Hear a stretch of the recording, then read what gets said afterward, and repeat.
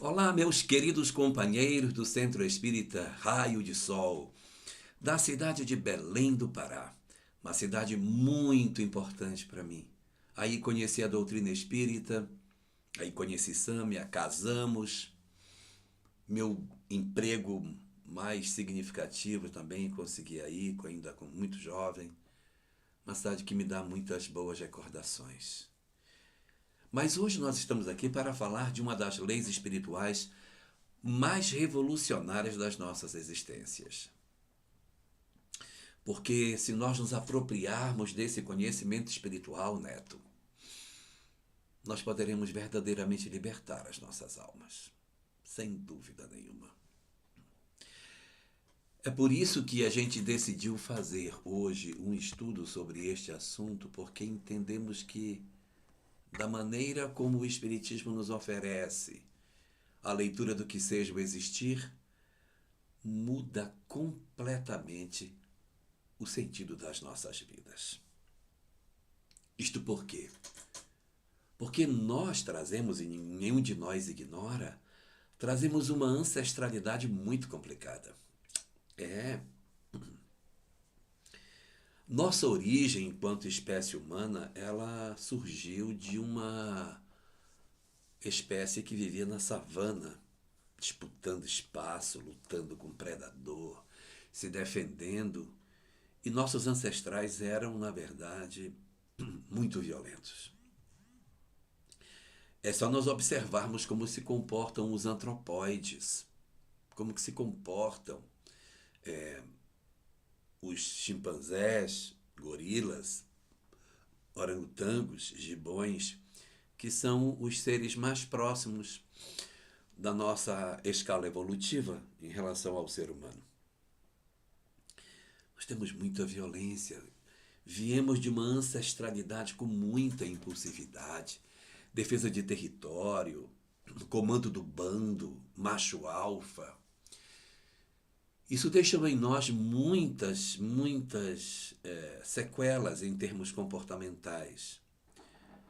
Muitos comportamentos atávicos que dizem respeito à dificuldade de lidar com quem nos desafia, com quem faz alguma coisa que nos desagrada. E a história da humanidade, ela é marcada desde o princípio por uma expressão de muita violência na forma de nós lidarmos com as outras pessoas. Nós já tínhamos uma ancestralidade violenta, é verdade, nós já éramos assim, os nossos ancestrais eram violentos. Mas embora nós fôssemos violentos, nós não tínhamos inteligência para sermos maus de verdade. Era mais uma maldade instintiva, do instinto de conservação. Na medida em que na história da humanidade houve a chegada de um outro grupo de espíritos que migraram de outros lugares da Terra para aqui comporem efetivamente um novo espaço de desenvolvimento das suas potencialidades espirituais, esses espíritos migrados, eles trouxeram muitos saberes, muita inteligência para a nossa cultura. Ciência, filosofia, arte, até a mesma própria religião também nos foi oferecida em boa parte por esse grupo de espíritos que tinham várias dificuldades morais e uma inteligência muito aguçada. O resultado é que esses espíritos assim muito inteligentes e atrasados moralmente nos deram grandes ideias de como desenvolver a nossa sociedade. Mas construíram na Terra uma sociedade extremamente violenta. Desde os primórdios da nossa civilização, já nem estou falando de pré-história, daquele período mais próximo da animalidade, estou falando do nosso período já civilizatório, como civilização, com governantes, territórios definidos, homens para comandar determinado grupo de indivíduos. Meu Deus, quanta barbaridade nós cometemos em nome do poder. Guerras, opressão, tirania, escravização, crueldade das formas mais diversas possíveis. Essas entidades que vieram para cá eram extremamente belicosas e quando tinham a possibilidade de comandar um povo ou uma comunidade, estabeleciam seu poder através da violência, do autoritarismo, de uma forma extremamente agressiva para se colocar nos postos de comando. Promoviam guerras com os povos vizinhos, matavam as pessoas de uma forma muito cruel. A história relata que nós tivemos um imperador na Babilônia, que nós chamamos de Nabucodonosor. Ele criou a lança de mão, que tinha duas pontas. Era uma lança de mão, que aqui ela abria em duas. Ela abria em duas porque era exatamente a distância dos olhos humanos, para que ele pessoalmente cegasse as pessoas. Veja o nível de crueldade que nós desenvolvemos. Estabelecer a violência no domínio dos territórios inimigos, matar as pessoas, escravizá-las, cegá-las, mutilá-las, impor a elas sacrifícios sobre-humanos. Nós somos uma civilização marcada por muita violência. Uma bestialidade na forma de nós vivermos. E isso não é ato de uma pessoa ou de uma época. Essa é a conduta dominante da humanidade ao longo dos milênios, nas diversas culturas, Ocidente, Oriente, Norte, Sul. É muito frequente a crueldade, o desamor, a violência como comportamento da criatura humana. Evidentemente que essas atitudes violentas, elas produzem ódio naqueles que recebem. Quando muito, recebe pelo menos mágoa daquilo que aconteceu. Traições, abandonos, muito pesado. E nós nos acostumamos a ser assim. E quando a gente age de maneira cruel, despertamos nos outros ódio. E esse binômio, violência de um lado, ódio do outro, ou violência de um lado e mágoa do outro, produz na criatura humana um ímã que vincula esses indivíduos para que eles voltem a se encontrar. Quando alguém é violento, tem uma atitude violenta, e a vítima, assim chamada, ela desenvolve ódio ou mágoa, os vínculos se estabelecem e há uma grande tendência de que os indivíduos voltem a se encontrar em uma próxima existência. Eu não estou dizendo com isso que, obrigatoriamente, se A machucou B e B tem ódio de A ou tem mágoa de A, que eles obrigatoriamente irão se encontrar. Não posso dizer isso de maneira absoluta, mas é muito provável que eles se encontrem. Se não na próxima, em alguma existência mais à frente. Por que não logo na próxima? Porque às vezes a gente não tem maturidade para reencontrar. Às vezes nosso ódio é tão grande que se eu reencontrar o meu agressor, eu não vou saber lidar com isso e eu posso colocar a perder a possibilidade de reabilitação.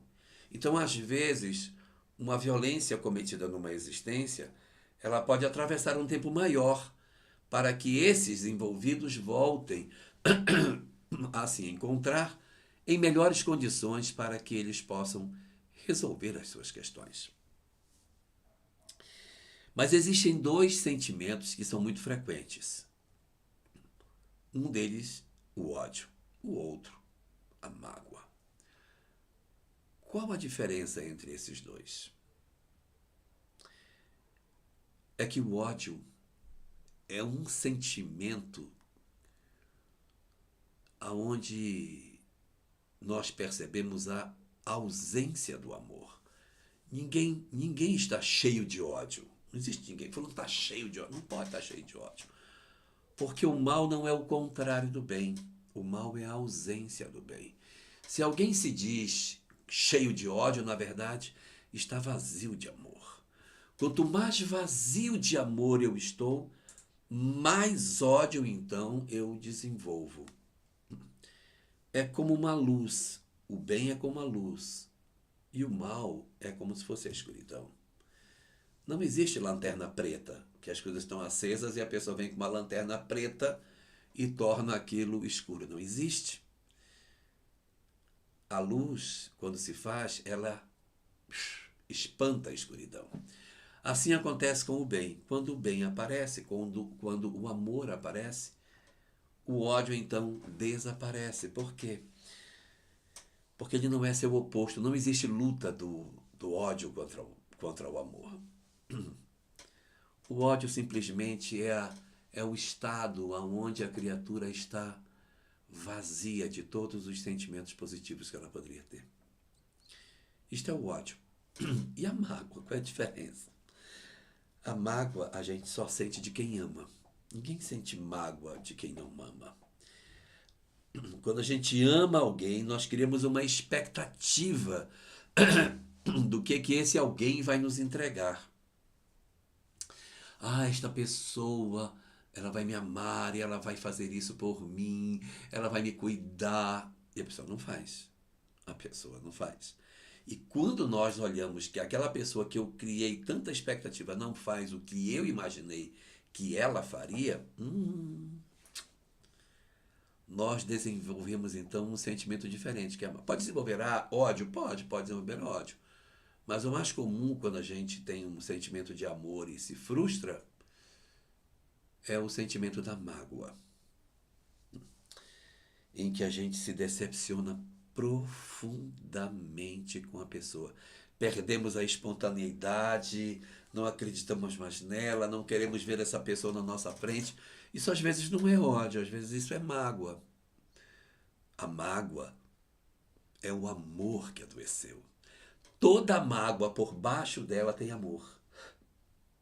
O amor ficou doente porque eu criei uma expectativa que não se concretizou. E a gente vai perceber que no fundo, as pessoas, elas não nos magoam. Calma, não briguem comigo. As pessoas não nos magoam, porque na verdade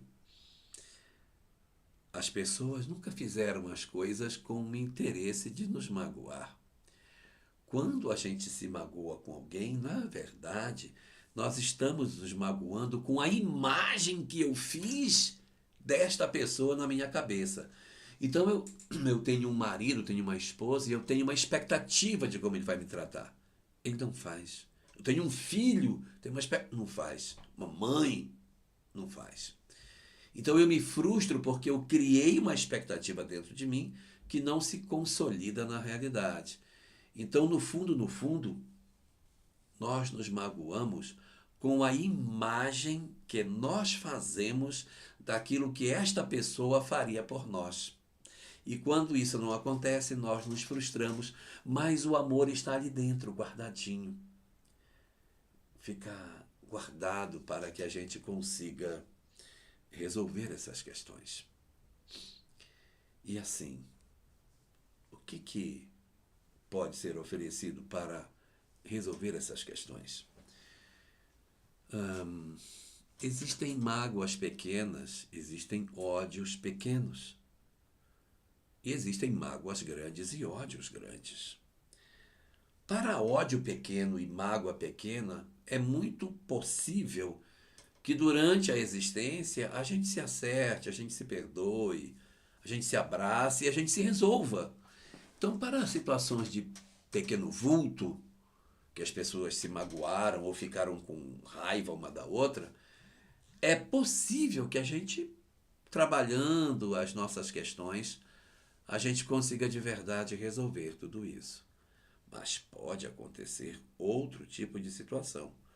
Um ódio muito grande, uma história de desamor sem medida. Uma história de violência que não tem palavras para definir. uma pessoa que de repente invade seu lar, machuca seus filhos e suas filhas, sua esposa, na sua frente, violenta seus familiares diante dos seus olhos, tortura essas pessoas, depois as mata de maneira cruel, avança para você, tortura e mata você de forma absurda, depois toca fogo na casa com todo mundo dentro. Uma história desse tipo, que eu estou inventando, é uma história mais difícil da gente perdoar, é mais complicado. Porque não se trata mais de um ódio pequeno, de um problema com o vizinho, de um problema no meu trabalho. É uma coisa muito mais grave. Então, para ódios e mágoas pequenas, a própria existência tem condição de, muitas vezes, resolver. Dá para resolver, mas tem vezes que a gente não consegue resolver nem os pequenos.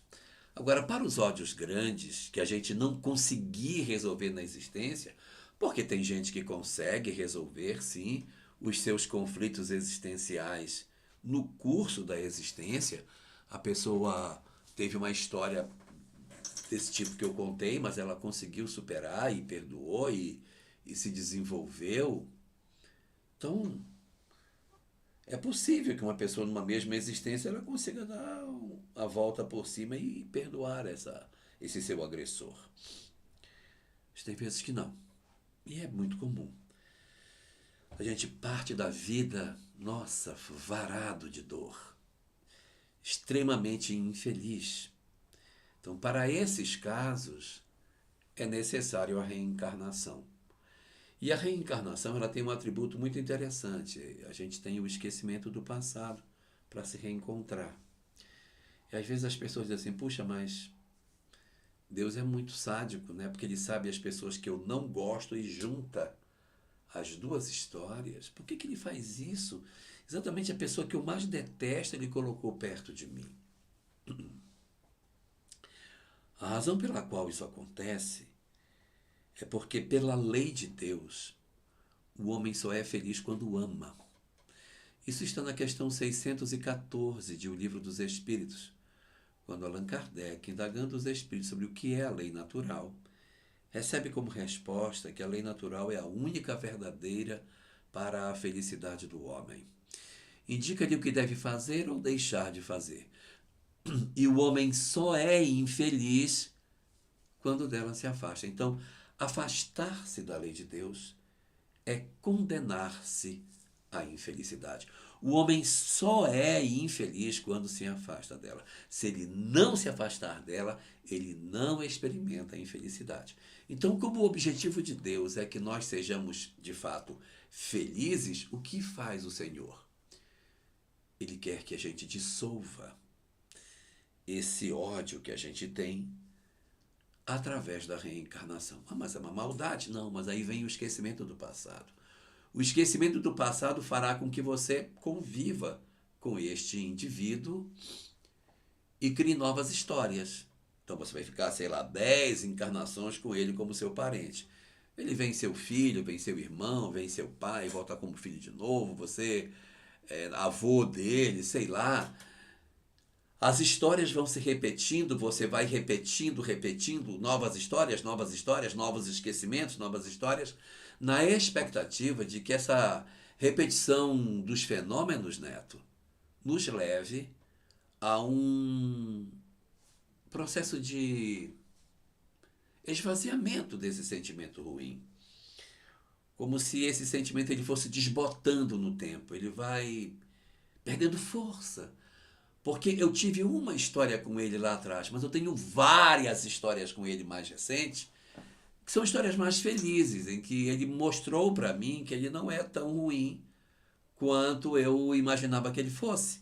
Até porque ele também está melhorando, eu também estou melhorando, e o progresso que eu estou empreendendo começa a ser percebido.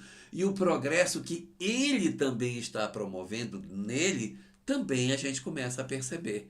E com essa dinâmica, eu vou descobrindo o quê? Que ele não é tão ruim quanto eu pensei que ele fosse. E, consequentemente, nós começamos a desenvolver uma certa simpatia. E essa simpatia, quantas existências forem necessárias, ela vai se diluindo, diluindo, vai lentamente se transformando em amor, e ao se transformar em amor, ela se afasta necessariamente do ódio, e ao se aproximar do amor, se aproxima da lei de Deus e nos concede a felicidade. Esse é o mecanismo. Então, é o reencontro para que nós consigamos efetivamente acharmos a felicidade. Esse é o objetivo pelo qual os espíritos reencarnam próximos em existências posteriores, mesmo quando estão envolvidos em histórias mal resolvidas. Então não é sadismo do Criador, não é sadismo da lei de Deus, mas é a estratégia para garantir a cada um de nós a solução dos nossos problemas emocionais e, consequentemente, o acesso à felicidade que Deus deseja nos entregar. Isso, inclusive, nos ajuda a entender uma coisa que se fala muito em doutrina espírita. Se fala muito, todos nós seremos felizes, o destino da criatura humana é a felicidade, os espíritos no progredir da história alcançarão a felicidade. E algumas pessoas dizem assim, mas se a gente já vai ser feliz mesmo, né? Vai ser feliz. Se a gente já vai ser feliz, por que Deus não antecipa então essa felicidade logo agora e nos dá pelo menos 10% disso, 20%? Me dá um vale de felicidade, pelo amor de Deus, para eu descontar. Poxa vida, me dá algo. Seria tão legal, né? A gente chegar com Deus e assim, Senhor, o Senhor vai me dar a felicidade lá na frente. Então, já que você vai me dar, dá logo esse negócio. Porque fica segurando, sabe? Não precisa segurar. Me entrega, ela vai me entregar mesmo, entrega logo. Pois é, não dá para entregar. Por quê? Porque a felicidade não é dom gratuito. A felicidade é conquista. Então eu preciso primeiro conquistar a felicidade para eu poder obtê-la. E como é que eu conquisto felicidade? Através do amor. É quando eu sinto amor que eu sou feliz. Então, se eu tenho alguém que eu odeio, se eu tenho alguém que eu não consigo resolver o meu problema com esta pessoa, eu não sou feliz. Não existe um único espírito em todo o universo infinito que possa verdadeiramente ser feliz se ele não ama. Ele pode até dizer, eu sou feliz, mas não é. Ele só será feliz de verdade se ele amar. É por isso que Deus não pode antecipar a felicidade. Porque a felicidade é a consequência do amor. Se eu tenho alguém que eu criei uma dificuldade, eu não estou conseguindo conviver, eu tenho ódio ou mágoa, eu não sou feliz. Eu não sou feliz. Não tem como ser feliz. Então não tem como Deus antecipar. Mas se eu conseguir me libertar desse ódio, me libertar dessa mágoa, eu conseguir resolver isso, eu começo a experimentar o amor e, consequentemente, eu sou feliz. Então, a felicidade é a consequência natural de sentir amor. Por isso que não pode ser adiantado. Beleza? Então, essa dinâmica da criatura humana, ela é muito importante para que a gente entenda como que as coisas se dão no dizer da doutrina espírita. Mas aí nós temos aqui duas pessoas. Elas têm um grave problema entre elas. Tem uma violência muito grande. Elas não se suportam, elas se odeiam. A vontade que eu tenho é de matar essa pessoa. Então, nós vamos perceber que Moisés, quando esteve conosco, ele deu um passo gigantesco nesse processo de educação espiritual, com a chamada lei de Talião. Aquela, pagarás olho por olho, dente por dente, queimadura por queimadura e tal. As pessoas dizem, não, mas aquela lei é uma lei muito violenta, meu Deus. Cara, vai pagar olho por olho, dente por dente, queimadura por queimadura, vida por vida. Como que pode isso? Pois é. Olha, pode parecer uma coisa absurda isso, né? Mas naquele período da história da humanidade, pela compreensão espiritual que as criaturas humanas tinham naquele período, era uma coisa fantástica. Que repare, olha como é que acontecia antes. O sujeito me dava um tapa e eu dizia, você me deu um tapa, eu vou matar você. E aí eu matava a pessoa porque ela me deu um tapa. E o que é que a lei de Talião faz? Senão você não vai matar. Foi o que ele fez. Ele te deu um tapa. Então você vai lá e dá um tapa nele. Então eu vou dar 5, não. 1. Veja como estabelece um limite para o processo da violência, para que a criatura não se exceda. Pode parecer hoje aos nossos olhos que aquilo é uma coisa bárbara, mas aquilo foi um progresso enorme. Porque era qualquer coisa eu matava. Não, me ofendeu, eu vou matar. Me ofendeu, eu vou matar.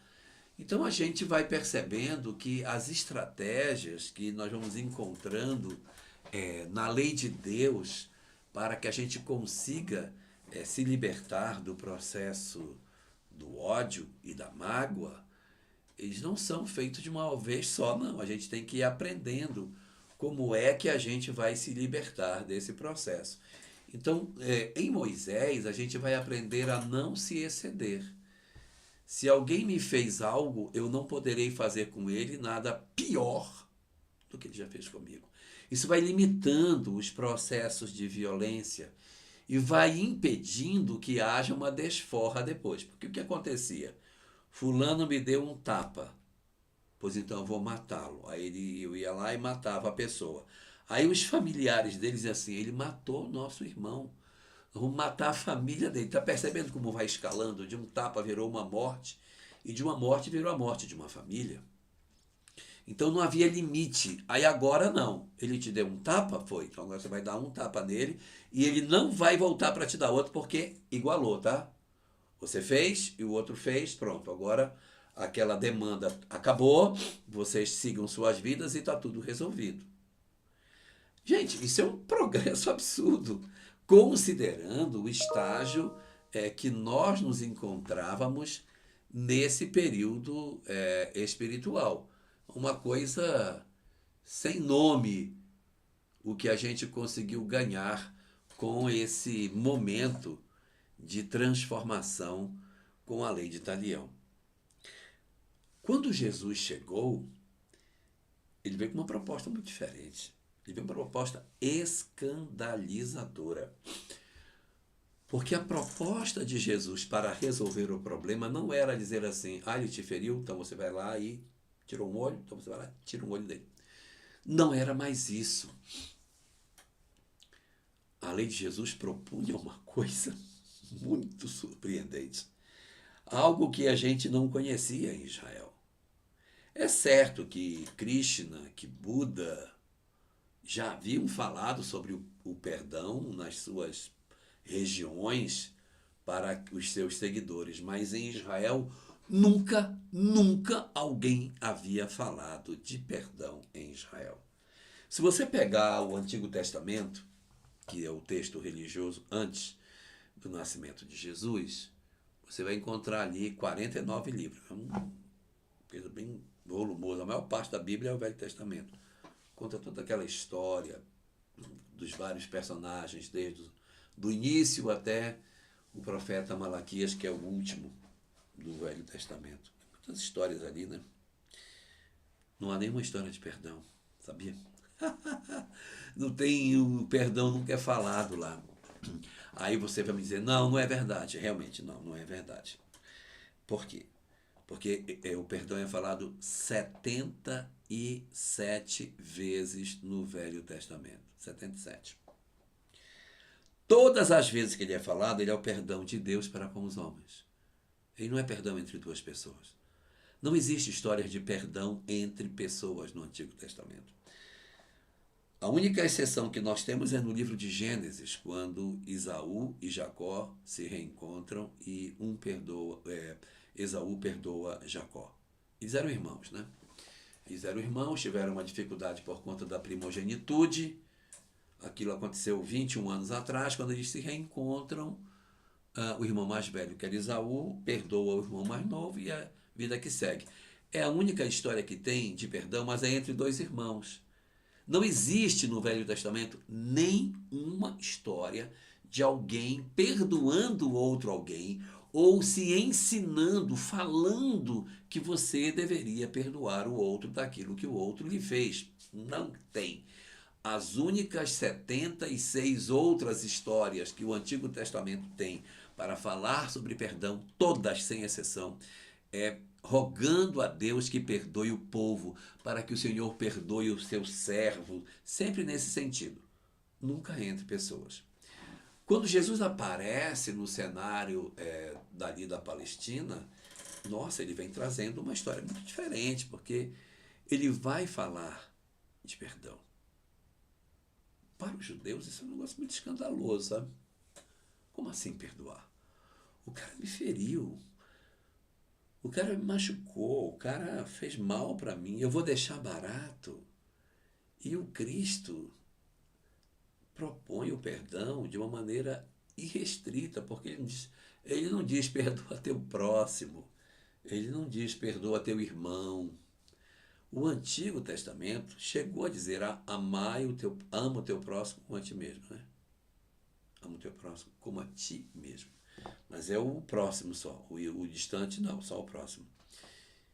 E Jesus, quando propõe o perdão, ele propõe o perdão de uma maneira muito mais larga do que os judeus estavam acostumados a ver. Porque dentro da cultura daquela época judaica, havia uma visão de que os judeus são os judeus, os outros povos são os outros povos. Então, quando fala próximo, ajudar, etc., aquilo se circunscrevia a quê? Ao povo judeu. Então, ajudar o outro, cuidar do outro. Então, os judeus se ajudarem. Se você vê uma pessoa caída, você junta. Isso aí é a regra. Mas para a comunidade. Um romano, um grego, ele não é meu próximo, né? Ele não é meu próximo. E quando Jesus comparece nesta sociedade, ele vem propor para que as criaturas humanas perdoassem não o próximo. Escandalosamente, Jesus vem propor uma coisa inimaginável. Ele vem propor o amor aos inimigos. Gente, isso é uma coisa completamente fora do radar dos judeus. Eles imaginavam um negócio desse. Como assim? Perdoar o meu inimigo? O meu inimigo, de que eu perdoo? Já não tem condição de fazer isso. Mas esse era, na verdade, um dos pontos mais importantes do ensinamento de Jesus, porque ele vinha oferecer isso como a solução para o ódio, para a mágoa, para tudo de difícil no relacionamento entre as criaturas. Você quer resolver seus problemas? Perdoe o seu próximo. Perdoe o outro. Não guarde ódio da pessoa que frustrou você. Não guarde mágoa. Liberte-se disso. Liberte-se. E como isso ficou muito escandaloso, está lá no capítulo 5 do Evangelho de Mateus, quando ele está falando sobre os mandamentos que ele está mudando. Ouviste o que foi dito aos antigos e tal. E ele faz a sua interpretação dos mandamentos. O último que ele muda é esse. Ouviste o que foi dito aos antigos: amarás o teu próximo e odiarás o teu inimigo. Na verdade, aqui vale uma observação. As pessoas falam muito, né? Ué, como é que Jesus disse que ele não ia mudar e mudou, né? Porque ele diz que ninguém poderá mudar a lei, que ele não veio para mudar a lei, que ninguém pode mudar a lei. Mas ele mudou. Porque ele disse: ouviste o que foi dito aos antigos, eu, porém, vos digo e tal. Aí você diz: ué, mas é para mudar ou não é para mudar? Qual é o certo desse negócio? E aí é importante observar que a lei ela não era falada, a lei era escrita. O que era falado eram as interpretações que os rabinos davam para aquilo que estava escrito. Então Jesus não está mudando a lei, ele está mudando o que é dito, ou seja, ele está mudando a interpretação que os rabinos dão para os textos escritos. E aí ele diz: ouviste o que foi dito aos antigos. Ora, se ouviu, não é escrito. Se é dito, não é lido. Isso aí são os ensinamentos que os rabinos davam. E ele vai trazer a visão dele, olha. Ouviste o que foi dito aos antigos: amarás o teu próximo e odiarás o teu inimigo. Realmente isso não está escrito em lugar nenhum, tá? O Velho Testamento não tem em lugar nenhum que a gente tem que amar ao próximo e odiar o inimigo. Não existe. Existe só no livro de Levítico, capítulo 19, versículo 18, a expressão: amarás o teu próximo como a ti mesmo.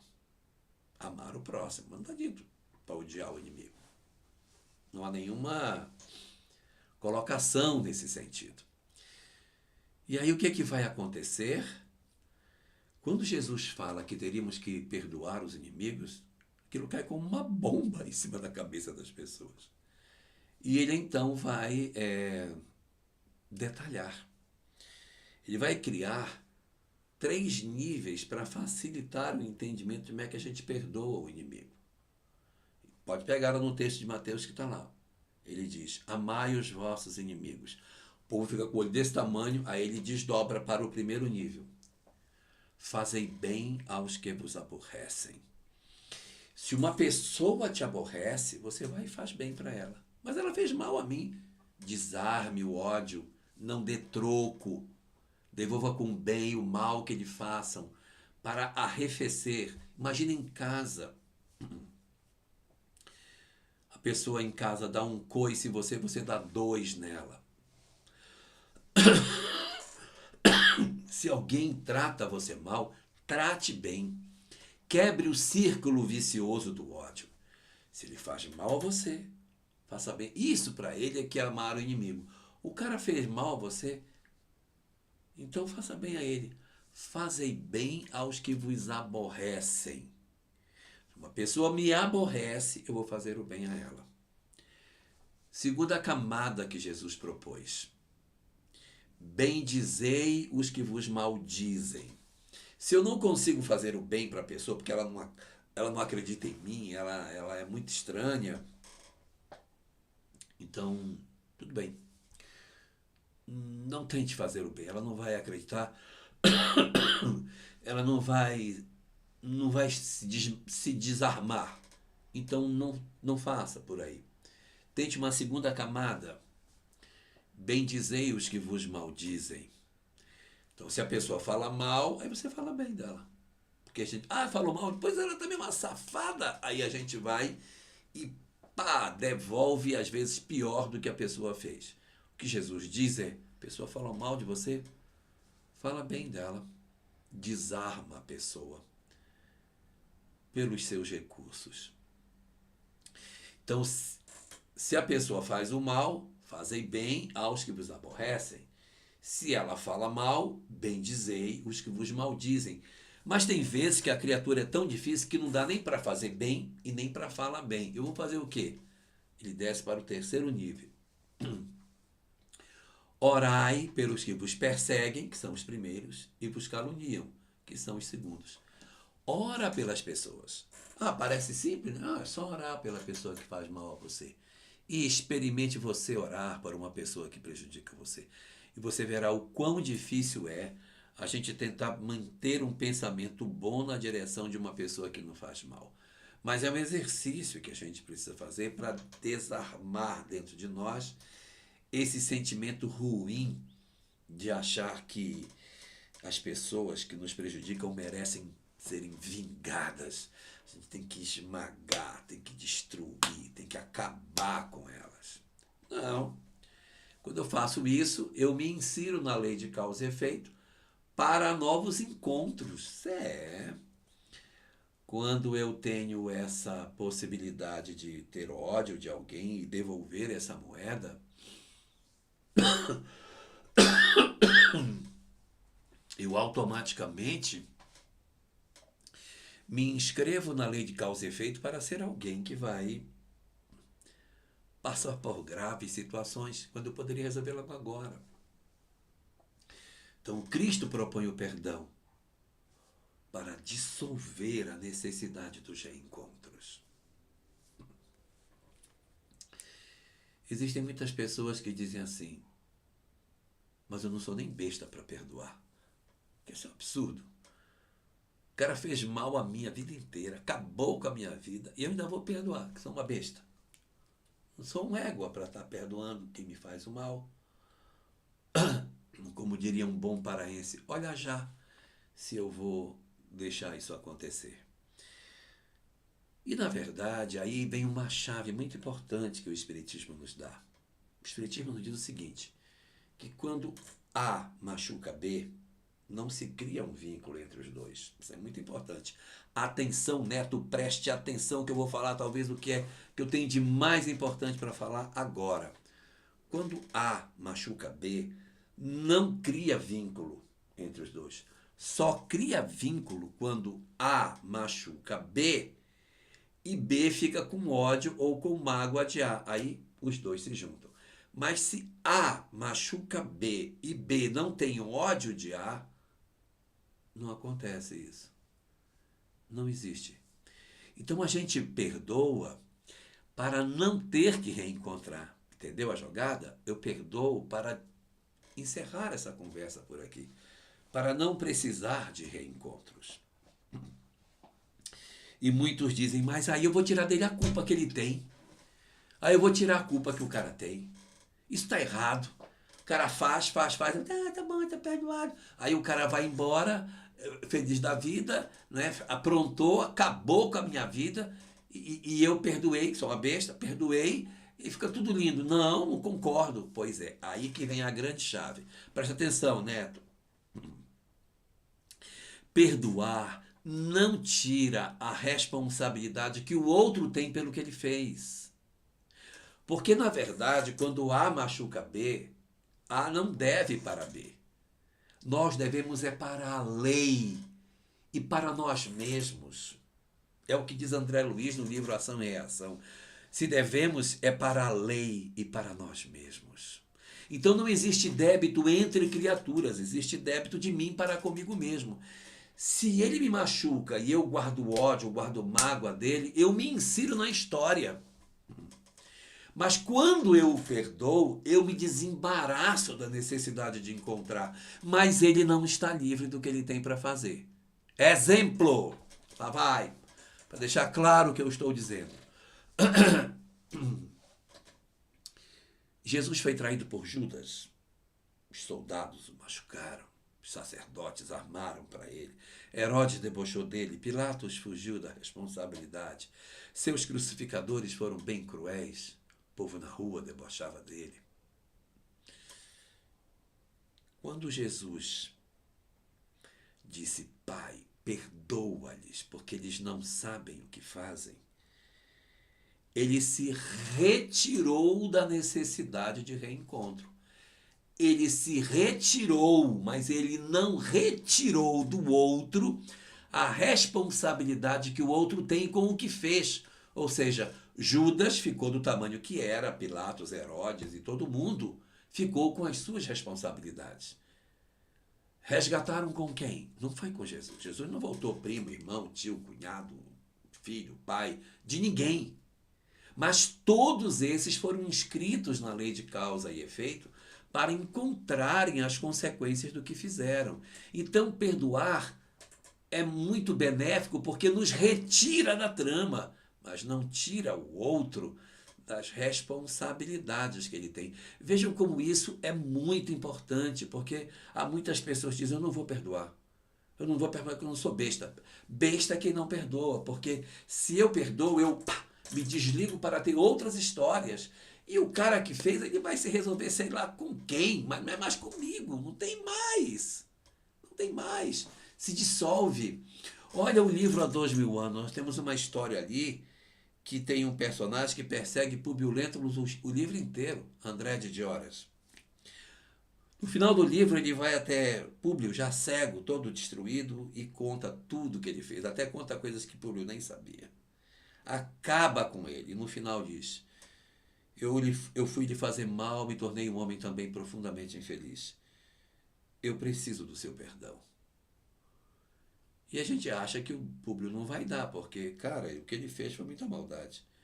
E o Públio diz a ele: estás perdoado. Esse seria um caso de grande ódio, que uma pessoa resolveu na existência. E o perdão de Públio é tão verdadeiro que você pode procurar que ele não aparece nas outras obras. Não aparece 50 anos depois, não aparece no Ave Cristo, não aparece em Renúncia. Ele não aparece mais. Ele se desconecta. E na introdução do livro 50 anos depois, Emmanuel diz que ele estava encarnado, mas em outras lutas redentoras. Ele não encontrou Públio mais. Porque quando o Públio disse: estás perdoado, paf! Se desconectou dele, ele foi se resolver para lá e eu fui seguir minha vida. O Públio foi seguir sua vida para cá e ele seguiu para o lado de lá. Então, essa é a grande libertação que a gente pode fazer a partir do momento em que nós perdoamos. E quando o Cristo nos falou sobre isso, ele não disse por que perdoar, ele só disse o seguinte: olha, eu estou pedindo para perdoar, mas ele não explicou. Moisés não falou de perdão. Jesus já falou de perdão, mas não explicou por quê. Perdoa por quê, cara? Ele diz: é por amor de mim. Se me amais, guardareis os meus mandamentos. Igual a mãe que diz para o filho: meu filho, não beba, é sua mãe que está pedindo. Era Jesus pedindo que a gente fizesse o bem, mas ele não explicou por quê. Quando a doutrina espírita vem, ela pega o ensinamento de Jesus e diz: agora eu vou justificar por que a gente tem que perdoar. Aí ela vai dar razões do porquê que a gente perdoa. E existem 6 razões pelas quais nós devemos perdoar. Razão número 1 pela qual nós devemos perdoar. Número 1. Essa até a autoajuda sabe, até a medicina sabe. Se eu não perdoar, o que é que vai acontecer? Se eu guardar mágoa, se eu guardar ódio de alguém, o que diz a autoajuda? O que é que diz o pessoal da própria medicina? O que é que fala o pessoal da psicologia? Você vai adoecer. Olha, você vai ter palpitação, vai subir a taxa de glicose, o problema da insulina, você vai ter problema de úlcera, você vai ter um monte de problema, vai nascer um tumor, vai dar um ataque cardíaco. Cara, você guardar ódio, guardar mágoa, o seu risco de ficar doente é muito maior. Um câncer, uma doença autoimune. Cara, é um monte de coisa que pode acontecer. Então, essa é a primeira das grandes justificativas, que até os médicos enxergam. Aí tem uma segunda justificativa. Essa justificativa, quem enxerga bem é a autoajuda e os psicólogos. Eles dizem o seguinte: olha, se você não perdoar, você vai se tornar uma pessoa horrível, muito chata para conviver, amarga, lembrando daquilo o tempo todo. É porque ele fez isso, é porque... Igual algumas pessoas assim: é porque o teu pai, quando teu pai me deixou, o teu pai era um safado. A pessoa não vive. Passa a vida inteira amargurado, não constrói sua vida, não consegue ser feliz, se priva de dar um sorriso, porque não, eu sou uma pessoa triste, porque eu passei muito sofrimento, eu não tenho o direito de rir. E ela mesma se destrói, cara, ela se destrói. Então ela guarda tanta mágoa, ela guarda tanto ódio dentro da vida dela, que ela não só adoece fisicamente, como o primeiro caso, mas ela vai adoecer também psicologicamente. Ela vai ser uma pessoa adoecida emocionalmente, ela não tem harmonia, é uma pessoa amarga, antipática. E não quero desejar o mal para ninguém, mas tem uma tendência de ficar sozinho no final da vida, que ninguém aguenta viver com gente amarga. Abra seu olho, tá? Se você reclama muito da vida, se você repete muita história do passado que não conseguiu perdoar, porque você tem muita chance de, infelizmente, tornar-se uma pessoa muito chata para conviver. E ninguém suporta conviver com pessoas chatas. Então você acaba ficando sozinho. Ai, eu sou tão sozinho. Por que será, meu Deus? Por que ninguém se agrada de ficar comigo? Será que eu sou uma pessoa de difícil convivência? Se analise, veja se você ficar falando sempre das mesmas histórias. Preste atenção para não pegar esse segundo grave problema de adoecimento emocional por conta do não perdão. Terceira razão. Além de você adoecer emocionalmente, você também vai adoecer temporalmente. A sua história de vida ela fica comprometida. Sabe por quê? Porque você passa tantas horas do dia de hoje lembrando do dia de ontem, que o dia de ontem fica com milhares de horas, porque você fica relembrando. Aí ele me disse isso, eu falei aquilo, ele falou aquilo, eu falei isso. Fica relembrando, mastigando, remoendo, ruminando aquela história, horas a fio, durante anos, décadas. Então, o dia da briga, ele tem milhares de horas, dezenas de milhares de horas. E o dia de hoje tem quantas horas? Não vive o hoje. Não vive o agora. Vive no passado. Está sentado na casa espírita, assistindo palestra, nesse momento aí, pensando no falecido. Olha o que ele me fez. Não vive o agora. Cara, presta atenção no agora. Olha o presente. Não te foca no passado. Livro Ceifa de Luz, capítulo 45, Emmanuel diz o seguinte: a gente tem que se conduzir na vida igual o motorista que usa o espelho retrovisor só para se orientar. Se o motorista quiser dirigir sem olhar para o espelho retrovisor, vai bater. Se ele quiser dirigir só olhando para o retrovisor, vai bater. Então, o passado é igual o retrovisor. É só uma olhada para se orientar, mas o caminho é para frente. Olhe para frente, senão seus netos vão se formar e você não vai ver eles crescerem. Vai dizer, nossa, esse menino já vai se formar. Claro, você fica no passado o tempo todo. Por isso que não percebe que a vida dele está passando, que a sua vida está passando, que você está envelhecendo, remoendo coisas que estão impedindo você de viver essa existência. Vai sair da existência humana e vai dizer, eu acho que eu só vivi 25 anos, porque depois que eu separei eu não tive mais vida.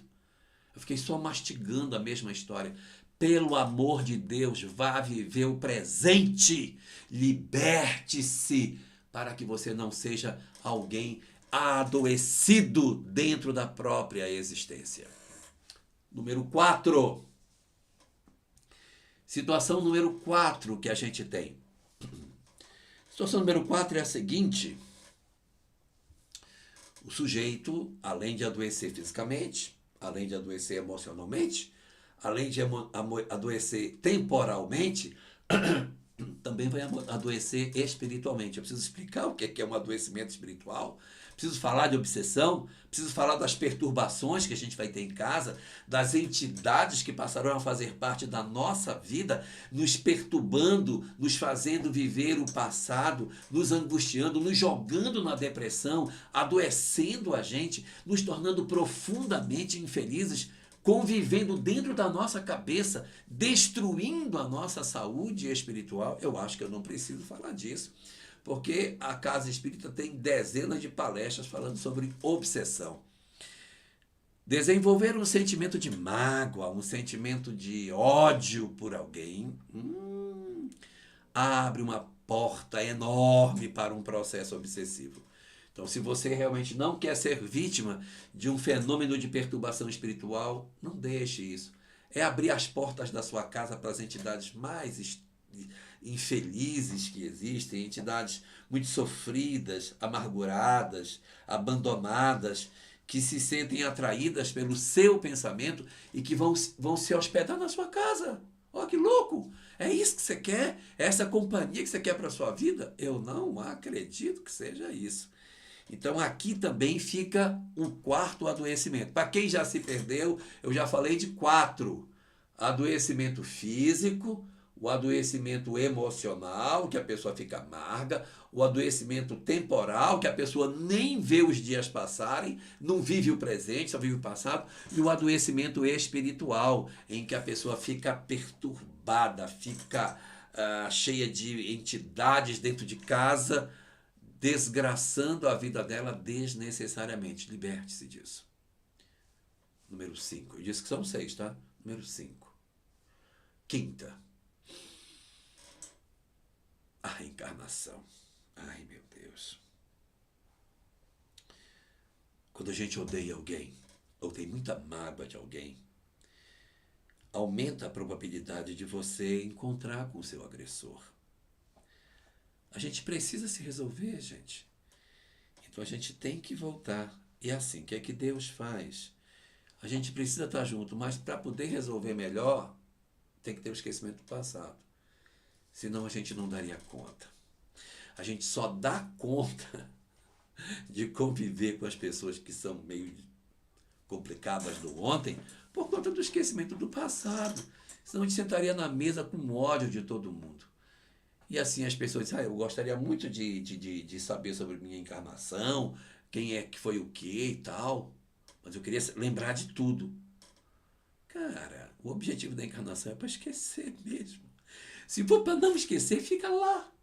A gente só veio porque era para esse corpo abafar as memórias e eu ter condição de sentar na mesa com um desafeto e a gente reconstruir, fazer uma nova história, ter a chance de se renovar emocionalmente. Então, a reencarnação, ela é o grande momento do reencontro. Se não deu para resolver no mundo espiritual, se a gente não conseguiu, você vai ter que reencarnar para resolver. Às vezes a gente está lá no mundo espiritual e diz assim, não, eu já consegui perdoar fulano. A gente já conversou, já se entendeu, está resolvido. Mas será que está resolvido mesmo, papai? Será que a gente realmente resolveu? Ou será que a gente está se enganando? Para saber o que se passa dentro do seu coraçãozinho, só tem uma forma: encarnar. Mergulha na carne de novo, vem para cá, passa para o lado de cá, vem pagar boleto para saber se realmente você perdoou. Porque às vezes no mundo espiritual eu digo, não, a gente já se entendeu, agora eu já amo. Será? Vem para cá, encarna aqui, sofre o esquecimento do passado e deixa que fale só o que está no fundo do ser. Aí você vai saber se você perdoou. Se você do lado de cá conseguir amar, conviver, perdoar e se esforçar, é porque realmente foi legítimo. Se não for, é porque não resolveu. Então, qual é a quinta das possibilidades? É você ter um cara dentro da sua casa que é um desafeto do passado. Então, você tem sua família, seu pai, sua mãe, e aí Deus coloca dentro da sua família um desafeto seu. Gente, é muito ruim viver com desafeto. É muito difícil, muito complicado. Então, e a gente não sabe se vai ser espírita na próxima. Então, para que você não passe por esse dissabor, de repente acreditar que você está vivendo com alguém que é um grande problema da sua vida, então resolva logo. Na próxima encarnação você pode nascer muçulmano, pode nascer católico. Como é que você vai lidar com isso? Resolve agora, enquanto dá, não espere amanhã. Então, reencarnar com um desafeto é uma coisa muito difícil.